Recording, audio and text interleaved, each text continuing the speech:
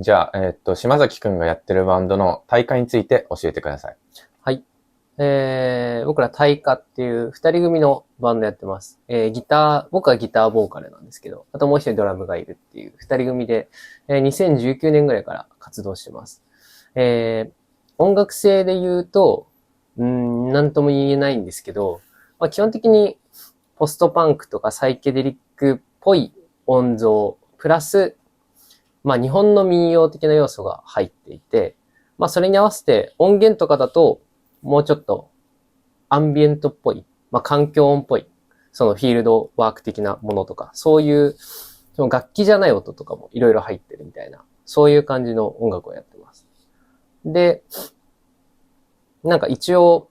そもそものルーツとしては、さっき言ったように、ポストパンクとかが一番多分強くて、80s のザ・キュアとか、ジョイ・ディビジョンとか、あとエコ&ザ・バニーメンとか、そこら辺が、高校生の時とか好きで、で、そっから、0年代のインディーロックですね。いわゆる、特に好きだったのは、ダーティープロジェクターズとか、ディアハンターとか、あと、ウォーピントとか、そこら辺の音楽をすごくよく聴いてました。タイカっていうバンドは、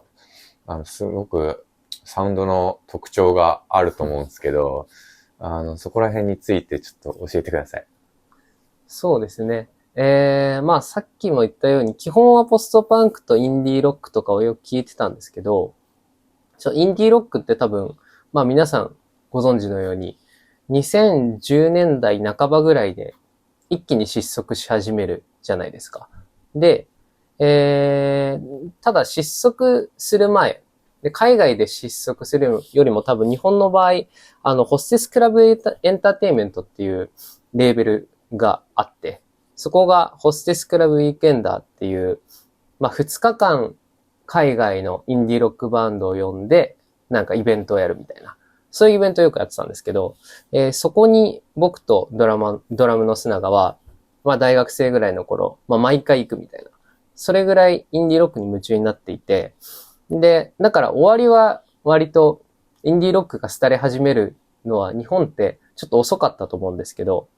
とはいえ2010年代半ばぐらいにはすごく元気がなくなってきて、でリスナーとしても正直最近面白くないなみたいな状態になっていて、割と何聞いたらいいんだろう今みたいな時期が多分1、2年ぐらいあったんじゃないかな。で、そうこうしてる間に、そのさっき言ったホステスクラブウィークエンダーを主催してたホステスクラブエンターテインメントっていうレベルが、クランアイリーンっていう日本の二人組バンド。これも僕らと同じ編成でギターとドラムのバンドなんですけど、そのクランアイリーンっていうバンドのセカンドアルバムのクランアイリーンっていうセルフタイトルのアルバムが出るんですけど、これが、その西海岸インディー再起みたいなノリも引き継ぎつつ、それよりもうちょっと前のクラウドロックとか、そこら辺に先祖返りしたような音になっていて、で、しかもその前までクランアイリーンっていうのは、全部英詞でやってて、英語詞でやってて、しかも音楽としても、割と普通に UK ロックとかオルタナとかの割とそんなに変なものではなかったんですけど、それがそのセカンドアルバムになって、急にクラウドロックっぽくなったり、で、しかも日本語だけどその日本語の詩もネットスラングがめっちゃ入ってたり、その割にただふざけてるだけじゃなくて文学的な表現もあったり、曲名の中にファシズムっていう曲がありますけど、そういう政治的な文脈だったり、その当時の2016年っていうと、まさにトランプとかの問題が出てきたり、思想の世界で言うと新反動主義って言われる、その思想潮流とかの、そういう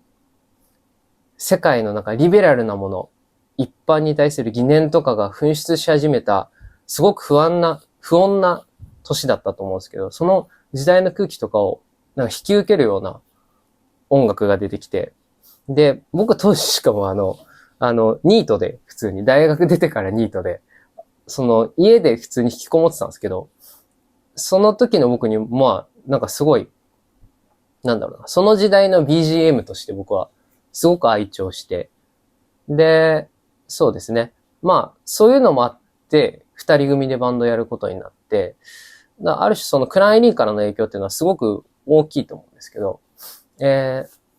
ただまあそれだけで終わらなくて当然。クランエリーンってそのさっきも言ったように、クラウトロックとかの文脈はありつつも、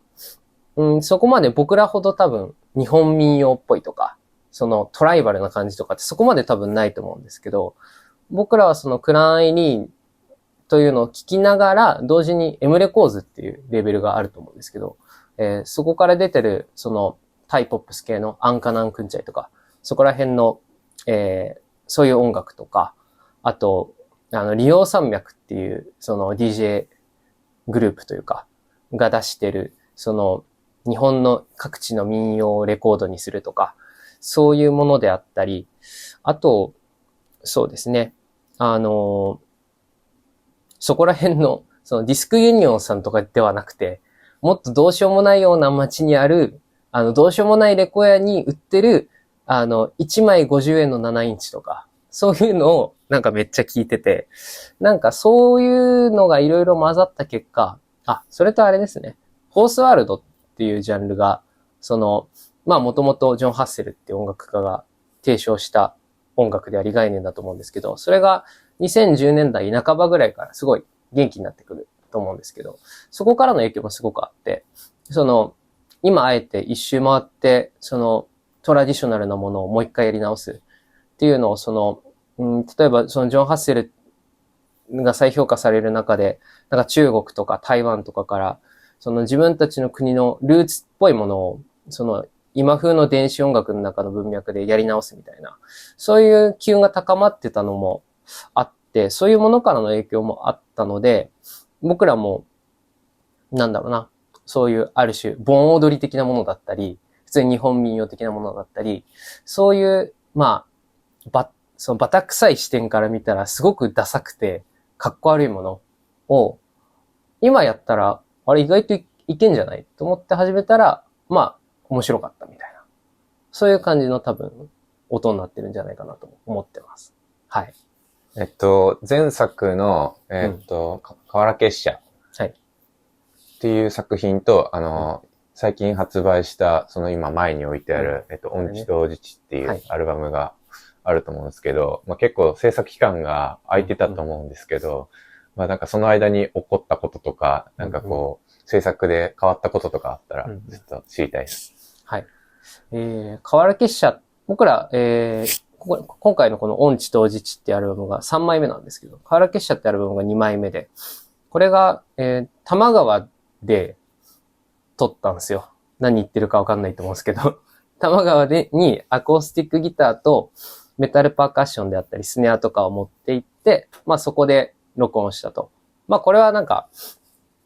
そもそもコロナでスタジオが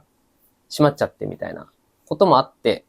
まあ今できるところを河原しかないみたいなことで、しょうがなくやったところはあったんですけど、まあだから、その前のアルバムはバンドサウンドだったんですけど、アコースティック、もうエレキギターは一切使わないっていう編成でやっていて、で、音もかなりさっき言ったような、そのトラディショナルな感じとかも割と多分強まったんじゃないのかな。あと、まあフォースワールド的なノリとか、環境音がいっぱい入ってたりとか、なんかそういう割と、まあ実験的な、その音像だったと思うんですけど、セカンドアルバムは。で、この3枚目は、そのセカンドアルバムがその1週間で録音してるんですよね。河原に2回行ったのかな2回と、まあ、あと家でちょっと撮って。で、まあ1週間ぐらいで録音も終わってて、その発売も全部入れても1ヶ月ぐらいで発売までこぎつけてて、すごいスピード感のある制作だったと思うんですけど、今回のこのアルバムは2年ぐらいかかってまして、まあこれが、なんですかね。まあ最初は自分たちで全部録音しようと思って、基本的に今回バンドなんですけど、で、だけどまあいろいろやってたけど、なかなかうまくいかなくて、で、最終的に燕スタジオっていう浅草橋に、当時は浅草橋ですね。今はまた別のところに移転したんですけど、浅草橋にある燕スタジオっていう、幾何学模様とかね、が録音したりしてるスタジオですけど、まあそこで撮ってもらって、で、その自主録音をしてた期間に撮ったものも結局結構再利用して、そのツバメスタジオで撮ってもらった、まあ、クオリティの高い、ハイファイって言ったらなんか怒られちゃう気がするけど、君島さんに。そのいい音と、僕らが、拙い技術で撮ったローファイな音。で、合わせて、今回カセット MTR っていう機材、そのカセットに、まあ、いろいろ音を録音する機械があるんですけど、それをかなり多用していて、カセット MTR ってでかい音を録音すると、音が、まあ、割れるんですけど、そのカセット独特の、まあ、変な音の割れ方がして、面白い音になるんですけど、それをかなり使っていて、だから、録音したいい音質で撮った音を、一回カセットに録音し直して、それをもう一回パソコンに戻すっていう。で、それをもう一回ミックスし直すっていうような手法も結構使っていて、だからそういう、なんだろうな。まあ、録音期間、制作期間が長い分、いろんな音を取ってるわけですよね。そのハイファイな音、ローファイな音、わざとローファイにした音。それが、なんかいろいろ入り組んでる、音になってると思います。あとあれですね。その2年間あるんで、僕、いつもボイスレコーダーを持ち歩いてるんですけど、何で持ち歩いてるかっていうと、これいい音だなって思ったら、回すんですよ、とりあえず。公園とかの鳥が鳴いてる音とか、